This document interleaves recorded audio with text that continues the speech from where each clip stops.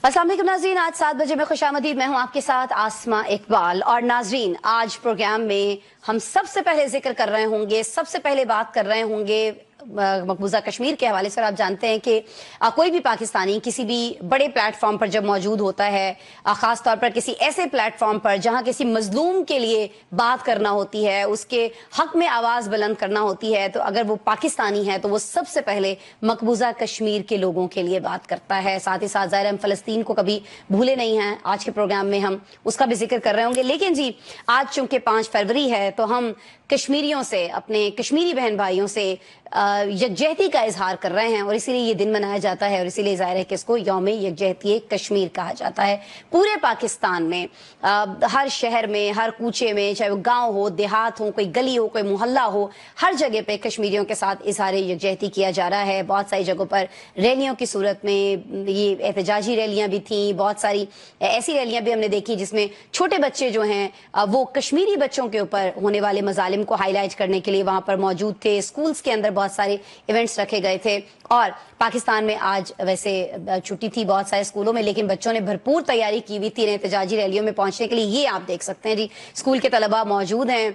बहुत सारे बच्चे जो हैं वो कश्मीरी रंग में हमें रंगे हुए दिखाई देते हैं। हमारी सियासी शख्सियात हों और हमारे आर्मी चीफ हों, खास तौर पर उन्होंने भी आज कश्मीर के हवाले से बात की। उन्होंने ये बड़ा वाज़ेह पैगाम दिया है कि कश्मीर के लिए हमें 10 जंगें भी लड़ना पड़ी तो हम उसके लिए मुकम्मल तौर पर तैयार हैं। दीगर कुछ बयानात भी सामने आए हैं, और आज के प्रोग्राम में ज़ाहिर है कि हम भारतीय मजालिम का सामना करने वाले कश्मीरियों को सलाम पेश कर रहे हैं, और सबसे पहले हम उन्हीं का जिक्र कर रहे होंगे। क्या कुछ डिस्कस होने वाला है ये जानने के लिए हमारे साथ रहिएगा। किन से डिस्कस होने वाला है ये भी मैं आपको बता दूंगी। और जैसा कि मैंने आपसे कहा कि जब हम मकबूजा कश्मीर की बात करते हैं तो साथ ही हमारे जो फ़लस्तीनी बहन भाई हैं जिनके ऊपर बहुत सारे मजालिम तोड़े जा रहे हैं, उनका जो है फ़ौरन से ख्याल जहन में आ जाता है। तो उनके हवाले से भी एक बड़ी खबर, ट्रंप चूंकि आजकल बहुत ज़्यादा खबरों में है, गाज़ा को लेकर एक बहुत बड़ा उन्होंने बयान दे दिया है कि जी हम उस पर कब्जा कर लेंगे, और उसको किस तरह से प्लान कर रहे हैं आगे वहाँ पर होना क्या ये अमरीका डिसाइड करेगा। इसमें गाजा के लोगों का कुछ लेना देना नहीं होगा।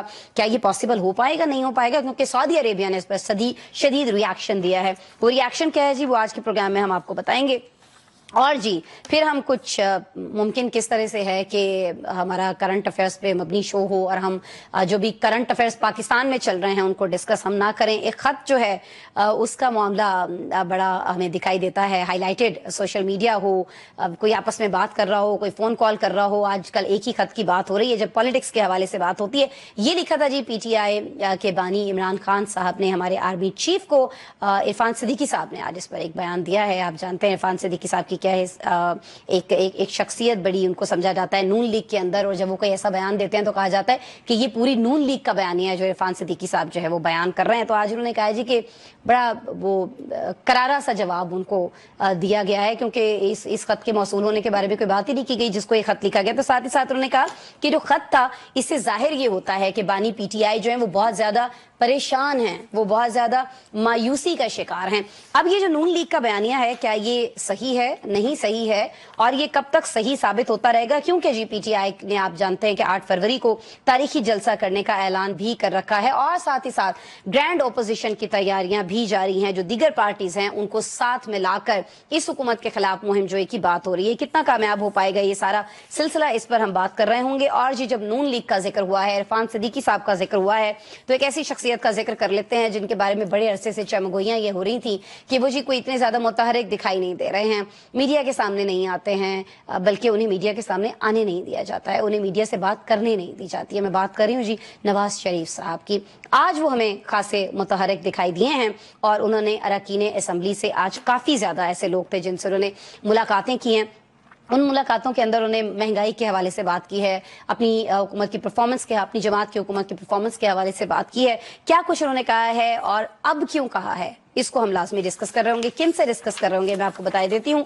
हमें ज्वाइन कर रहे हैं स्टूडियो में, मेरे साथ मौजूद हैं सीनियर तज्जियाकार हैं काशिफ रफीक साहब तशरीफ रखते हैं, और साथ ही साथ आप देख सकते हैं डॉक्टर अब्दुल बदूद कुरैशी साहब सीनियर तज्जियाकार हमारे साथ मौजूद हैं, और जी नसीम सिद्दीकी साहब हमें ज्वाइन कर रहे हैं, लंदन चूँकि वापस पहुंच चुके हैं तो लंदन से बराह रास्त हमारे साथ मौजूद होंगे। और अब्दुल्ला शाद साहब आज हमारे मेहमान बने हैं, सीनियर तज्जियाकार भी हैं और इनकी बहुत ज़्यादा ग्रिप है जब हम बात करते हैं इंटरनेशनल अफेयर्स की और ख़ास तौर पर कश्मीर अफेयर्स की। बहुत ज़्यादा रिसर्च करते हैं, बहुत सारे मामलात को समझते हैं, भारत से जुड़े मामलात, मकबूजा कश्मीर से जुड़े मामलात, पाकिस्तान से जुड़े मामलात, इस सब पर हम बात कर रहे होंगे।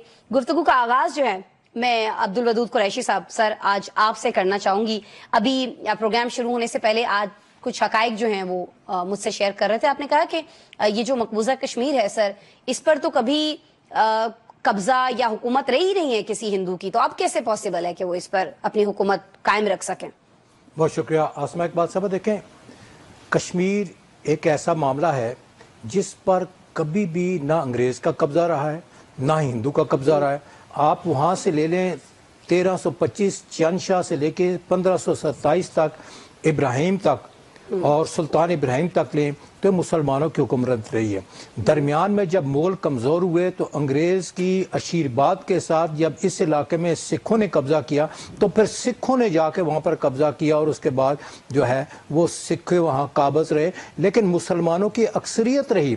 जो एक्ट ऑफ पार्लियामेंट है बरतानिया का, उसमें ये बात तय थी कि जिस इलाके में मुसलमान अक्सरियत में है वो इलाका मुसलमानों के पास जाएगा और जिस इलाके में मुसलमान अकलियत में है वहां पर कोई भी हुक्मरान हो, मुसलमान हो या गैर मुस्लिम हो, इंडिया के पास जाएगा।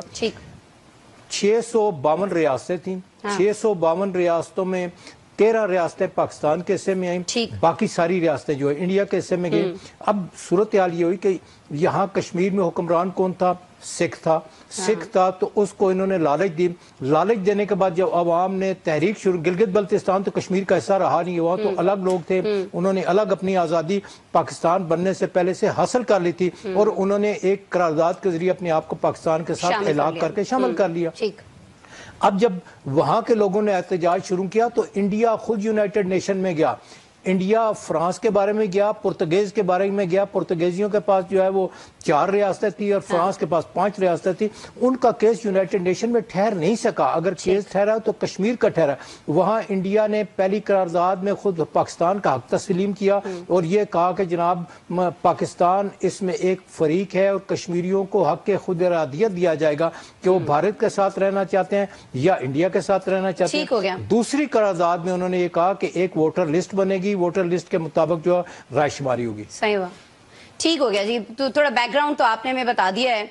अभी मौजूदा सिचुएशन जो है अब्दुल्ला शाद, वो मैं चाहूंगी कि आप जरूर हमारे देखने वालों के सामने रखिएगा, खास तौर पर जब से हमने देखा कि मकबूजा कश्मीर की जो खुसूसी हैसियत थी जब उसको खत्म किया गया तो तब से लेकर अब तक आपने क्या चेंजेस वहां पर देखे हैं? क्योंकि उसके बाद तो फिर ये भी हो गया था ना कि हिंदू यहाँ पर आकर न सिर्फ आबाद हो सकते हैं बल्कि वहां की जमीनें जो हैं वो खरीद भी सकते हैं, उनको हुकूक भी दिए जाएंगे।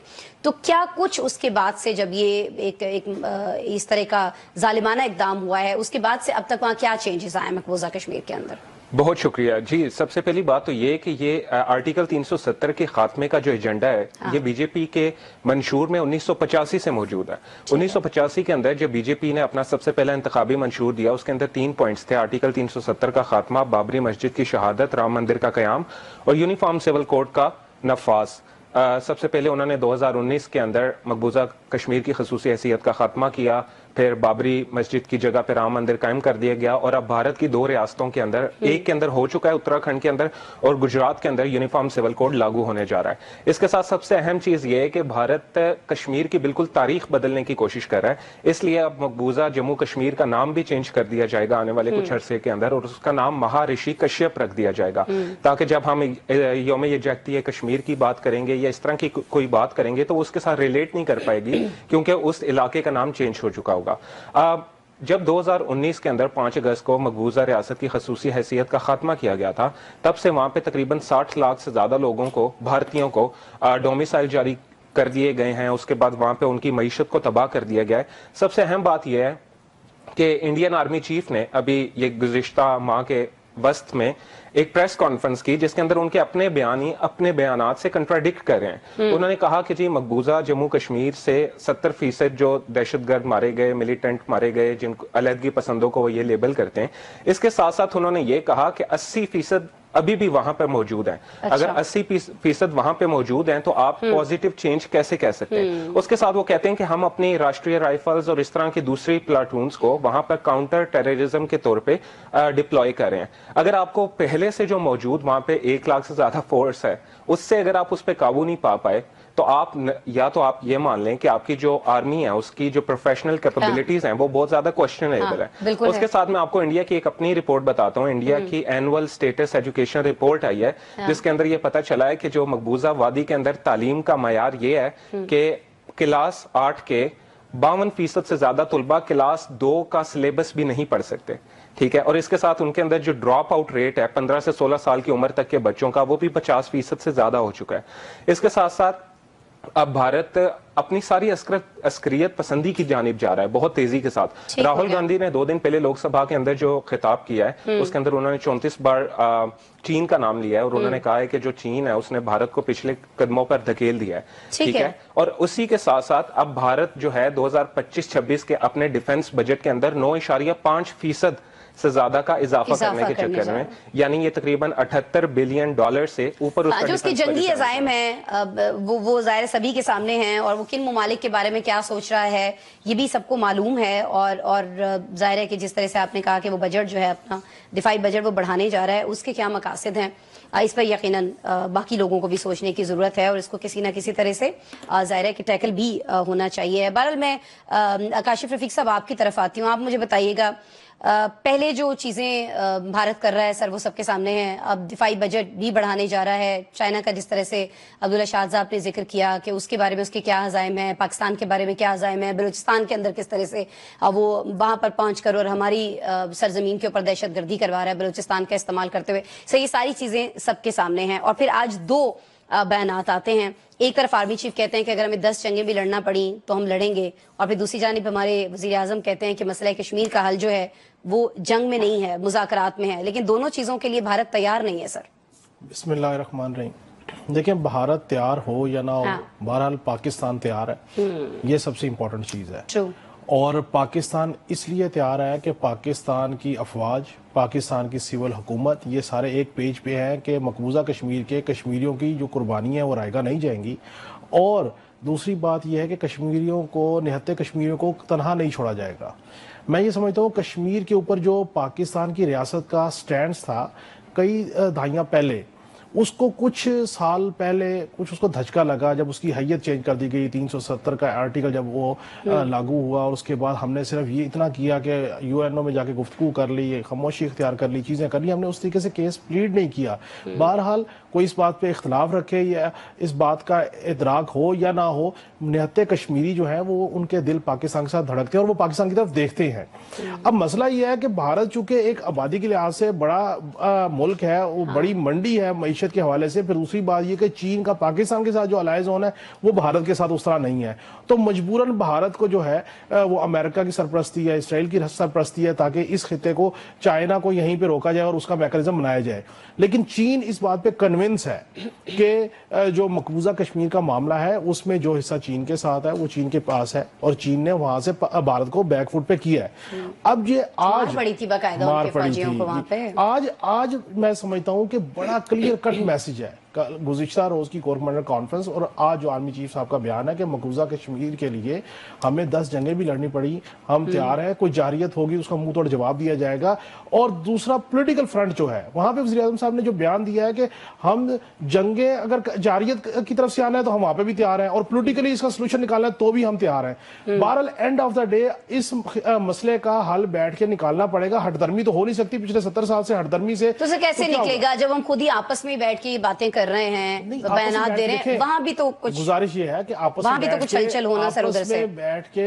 पहले तो सिर्फ बातें ही कर रहे थे ना, पहले तो 1 मिनट की खामोशी हो रही थी ना। अब कम से कम एक क्लियर कट क्लॉक लग गया था सरीना के बाहर एक, वो क्लॉक भी उतार दिया गया। ठीक है, अब कम से कम रियासत और सियासत एक पेज पे तो है, एक बात तो कर रहे हैं ना। हम तो पहले ये बात करने को ही तैयार नहीं थे और इसी वजह से मैं ये समझता हूँ कि आप देखें कि जिस वक्त से मौजूदा आर्मी चीफ साहब ने अपना ओहदा संभाला उस वक्त से लेके आज ठीक हो गया काशिफ साहब। भारत की तरफ से इसराइल के बैकिंग इसराइल की जी। और अफगानिस्तान के रास्ते, ठीक है। सोशल मीडिया पे जो डिजिटल दहशतगर्दी हो रही है, किरदार कुशी हो रही है, उसके पीछे भी ये एक तनाजुर है कि इसको कैसे काउंटर किया जा सके, क्योंकि क्लियर डायरेक्शन के साथ हम कश्मीर की पॉलिसी के ऊपर ठीक है। मैं यही सवाल नसीम सिद्दीकी साहब आपसे पूछना चाहती हूँ। अभी काशिफ साहब ने फरमाया कि पहले तो हमें खुद से गुफ्तगू करना है ना, आपस में बैठ के कुछ स्ट्रैटेजी बनानी है, और इससे पहले ये जो स्ट्रैटेजी है ये नहीं बनाई गई। थोड़ा सा मैं काशिफ साहब से इख्तलाफ करते हुए बस आपसे पूछना ये चाह रही हूँ कि सर, जब इमरान खान साहब वहां तशरीफ ले गए थे अक़वाम मुत्तहिदा, और उन्होंने एक बड़ी जबरदस्त, ज़ाहिर है जो जिसने भी जो किया है, अगर अच्छा किया तो उसकी तारीफ करनी चाहिए, बड़ी जबरदस्त उन्होंने वहां पे कश्मीर के हवाले से गुफ्तगू की थी। इवन जो वहां पर इंडियन लोग मौजूद थे वो वॉकआउट कर गए थे, उन्होंने बड़ा एहतजाज किया, बड़ा इसका बुरा भी बनाया। लेकिन इमरान खान साहब ने भी बात की, इससे पहले भी जब अगर वजीर आजम ये हमारे शहबाज शरीफ साहब हों या नवाज शरीफ साहब साबिक वजीर आजम हो, वो भी बात करते रहे। तो सर मसला ये है कि अभी तक सिर्फ हमें बातें होती दिखाई दी हैं, अमली तौर पर कुछ नहीं हो रहा। बिस्मिल्लाहिर्रहमानिर्रहीम, आसमा बहुत शुक्रिया। देखिए, जब आप सियासतदानों की बात करती है ना, हाँ। तो उन्होंने तो अमली तौर पे कुछ नहीं करना, लेकिन जो पाकिस्तान के जितने भी हुक्मरान गुजरे उन्होंने हमेशा कश्मीर के ऊपर बहुत स्ट्रॉन्ग स्टैंड लिया। उसमें जुल्फिकार अली भुट्टो हो, लियाकत अली खान हो, बेनजीर भुट्टो हो। इमरान खान ने तो जब तमाम मामला जब उनकी हुकूमत आई थी तो उस वक्त उन्होंने मोदी को ऑफर दी थी कि ये जंगो जदल छोड़ें और आए एक एक कदम पीछे हटके हम एक एक कदम आगे बढ़ के आपस में इस खित्ते से गुर्बत को खत्म करने के लिए बात करें। तो डायलॉग का रास्ता कभी भी बंद नहीं होना चाहिए, जो कि दोनों मुल्कों के दरमियान इस वक्त बंद है। और जिस तरह काशिफ साहब ने कहा कि यहाँ पे उनको अमल करने की जरूरत है, भले शहबाज शरीफ साहब है, कोई भी है, कि कम से कम वो डायलॉग तो शुरू करें। इसके ऊपर तो डायलॉग ही नहीं चल रहा। दूसरी तरफ हमारी पाक फौज ने हमेशा निहत्थे कश्मीरियों के साथ स्टैंड लिए, 75 साल से उनके साथ है, और जब भी कभी जाहिलियत करने की कोशिश की है तो पाकिस्तानी फौज ने उनको मुंह तोड़ जवाब दिया। आपको याद होगा ये 3-4 साल पहले जब वो फरवरी में उन्होंने बालाकोट के ऊपर हमला किया था, तो हमारे उस वक्त के ISPR के जो DG थे उन्होंने कहा था कि will give them a surprise, और डे लाइट में सरप्राइज देंगे। उसके नतीजे में उनको बिल्कुल सरप्राइज भी दिया गया, उनको मुंह तोड़ जवाब दिया गया, और उनका एक पायलट जिसका जहाज तबाह किया और वो पाकिस्तान में जो है वो आके गिरा, उसको गिरफ्तार किया गया। फिर एक अपना वो कहते हैं कि अच्छे जेस्चर के लिए उसको छोड़ भी दिया गया कि आप बैठ के बात करें। और असमा इसमें सबसे बड़ी बात यह कि नेहरू के दौर में जब बात हुई थी कश्मीर की, कश्मीरी पंडित तमाम इस बात पे राजी थे कि वो पाकिस्तान के साथ जो है शुमार जाएंगे।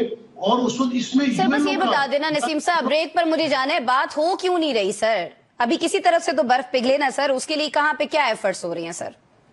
देखिए, ये तो सियासी गवर्नमेंट को चाहिए ना कि खाली खुली हवा में फाइल ना करें, कोई इस तरह की बात करें, उनके साथ इसके ऊपर टॉपिक लाएं, अपना कोई वफद बनाए, UNO में जाएं। ये जो सारे हमारे कौमी असेंबली के सेनेट के मेंबरान सैरें करते रहते हैं यूरोपियन ममालिक की, ये कभी जाए जरा UNO में जाए, इस्लामी ममालिक में जाए, आवाज उठाए कश्मीर के लिए। सिर्फ 5 फरवरी को कश्मीर के लिए यकजहती की तरीके निकाल देनी और जलसे जुलूस कर देने, इससे कुछ नहीं बनेगा। प्रैक्टिकली इन्हें दुनिया में एक मैसेज लेके जाना पड़ेगा, और UNO के ऊपर प्रेशर दें कि जो इस स्वाब राय की उस वक्त बात हुई थी, आप वो क्यों नहीं कराते?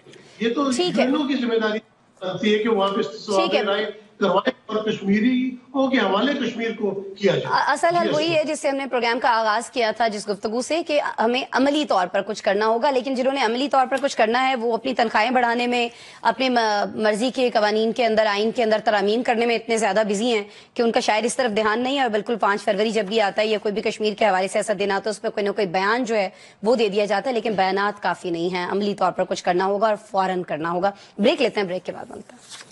वेलकम बैक जी। बात होगी बानी की जानिब से आर्मी चीफ को लिखे गए खत के मामले की। इस पर बहुत ज्यादा तनकीद की जा रही थी। हम जानते हैं मुख्तलिफ जो पार्टी रहनुमा थे उनकी जानिब से, खासतौर पर नून लीग की जानिब से, पाकिस्तान पीपल्स पार्टी की तरफ से भी इस पर तनकीद हुई, और खुद PTI के अंदर भी इसको लेकर बहुत सारे जो PTI के रहनुमा हैं वो कोई खुश नहीं थे इस खत के लिखे जाने से। वो कहीं ना कहीं ये भी कहते रहे कि जी हमें तो इस खत के बारे में मालूम नहीं है। बैरिस्टर गौहर साहब को ले लीजिए, उन्होंने कहा मैंने तो पढ़ा ही नहीं है कि इस खत में क्या है, क्योंकि जो चाहने वाले हैं, बानी के जो फॉलोअर्स हैं, उनमें भी कहीं ना कहीं इस पर खफगी पाई जाती है। लेकिन अब जी खुलकर तनकीद की जा रही है नून लीग की जानिब से कि जी ये जो खत था इसकी तो कोई रसीद तक नहीं आई, कोई मौसूल हो गया कह देते, लेकिन वो जो मुजरिम वाली बात की गई सिक्योरिटी जराये की तरफ से, उसको लेकर भी बड़ी चहमगोइयां हो रही हैं और कहा यह जा रहा है कि जी करारा जवाब आया है। ये जो काशिफ रफीक साहब है ना, یہ جب جس دن یہ خط لکھا گیا تھا اسی دن انہوں نے ہمیں بتا دیا تھا.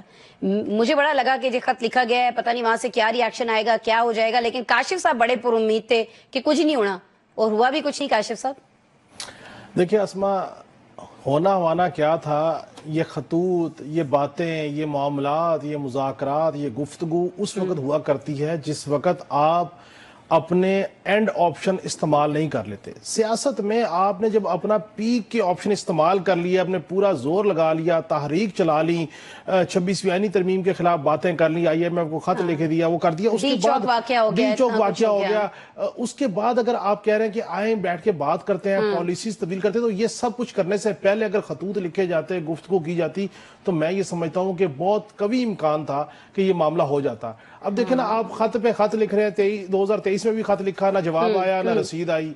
اب پھر آپ نے 2025 میں خط لکھا, نہ جواب آیا نہ رسید آئی, بلکہ صاف جواب ہی آیا کہ جو بات کرنی ہے آپ سیاستدانوں سے کیجئے. اچھا, اگر آپ کو سیاستدانوں سے بات کرنے میں امر کیا مانے ہے, آپ نے انہی سیاستدانوں کے ساتھ مل کے, دوسری پارٹی کے لوگوں کو ملا کے آپ نے 2018 میں حکومت بنائی. سیاستدانوں سے گفتگو کیجئے, سیاستدانوں سے بات کیجئے, آپ پارلیمان میں رہیے. میں یہ سمجھتا ہوں کہ اس وقت تک تحریک انصاف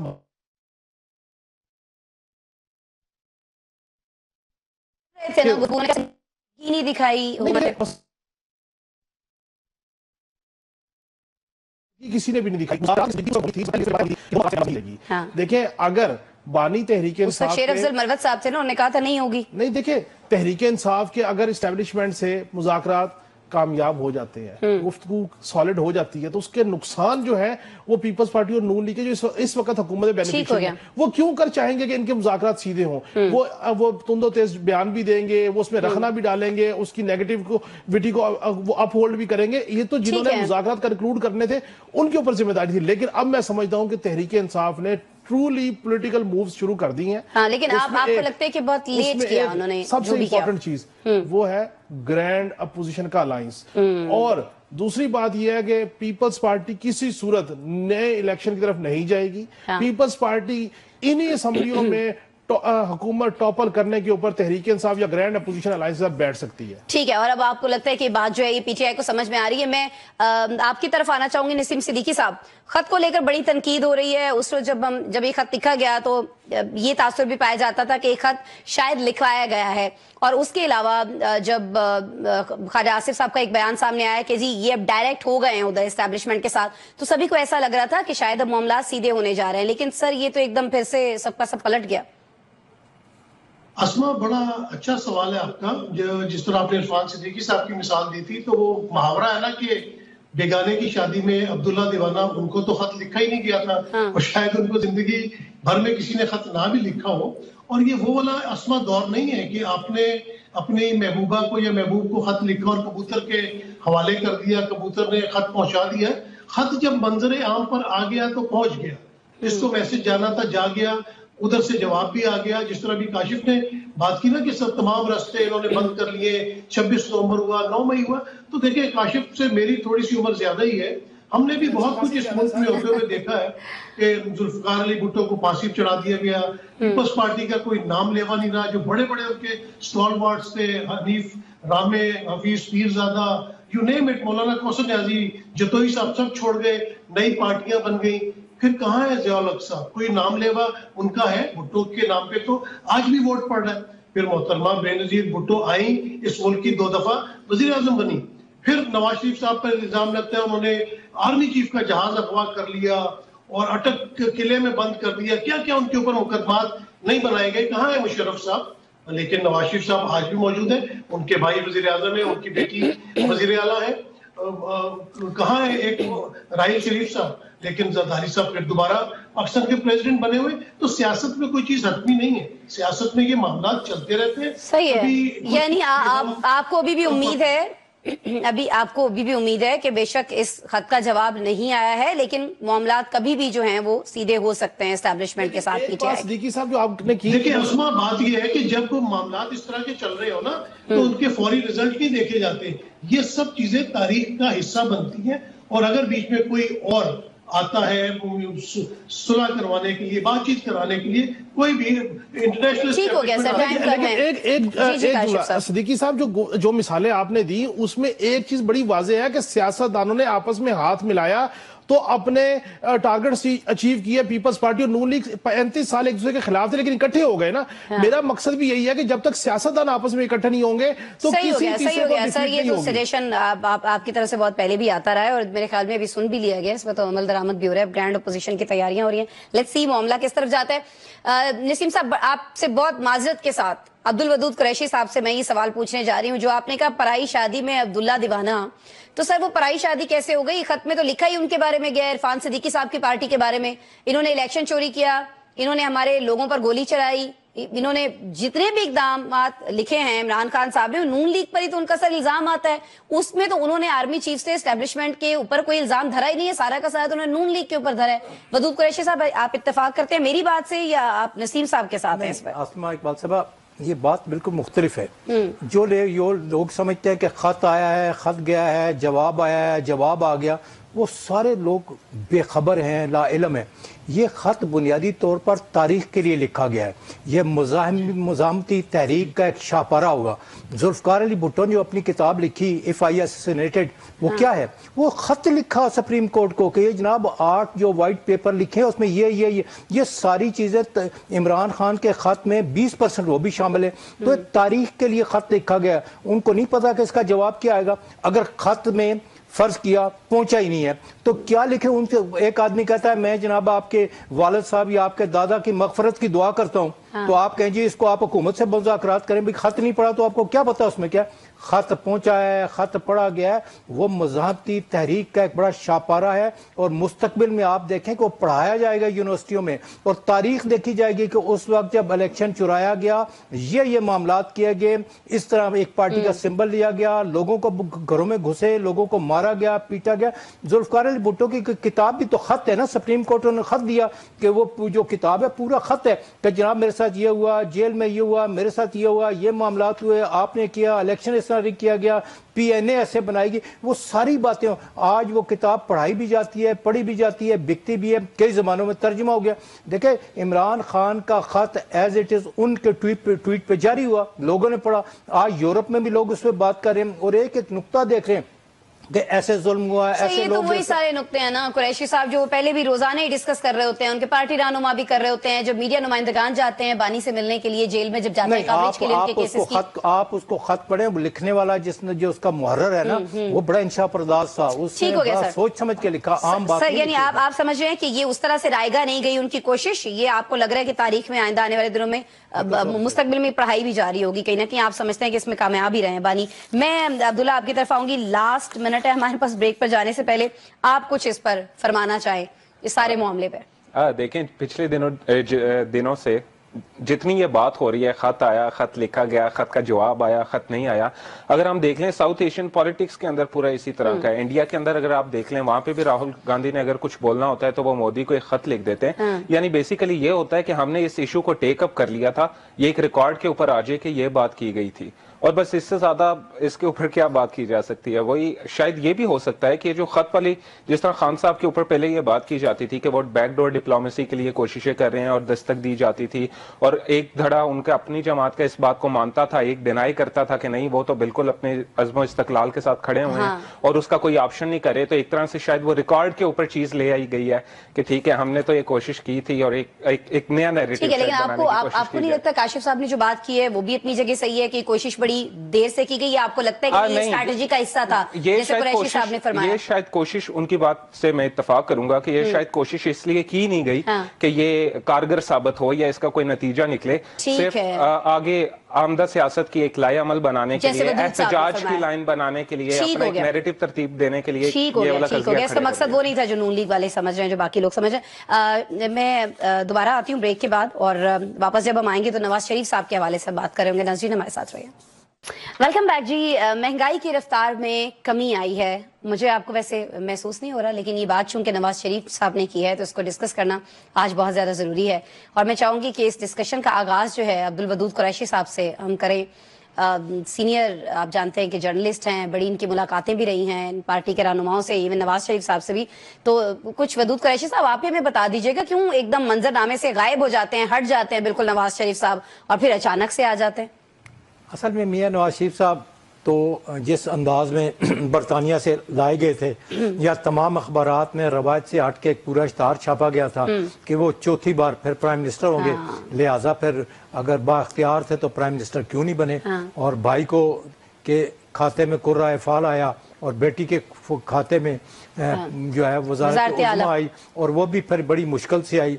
अब मियां नवाज शरीफ साहब बोल रहे हैं, यकीनन वो एक दुख या एक गम को छुपाने के लिए दूसरे गम को सामने लाना चाहते हैं। एक कहावत है, दोनों गम बताएं। एक कहावत है कि एक गीदड़ जो है वो किसी गार में पत्थर आ गया, फंस गया, तो उसने शोर किया, बाकियों को कहा कि आओ फौरी तौर पे आओ, मैं बताता हूँ वरना क़यामत आ जाएगी।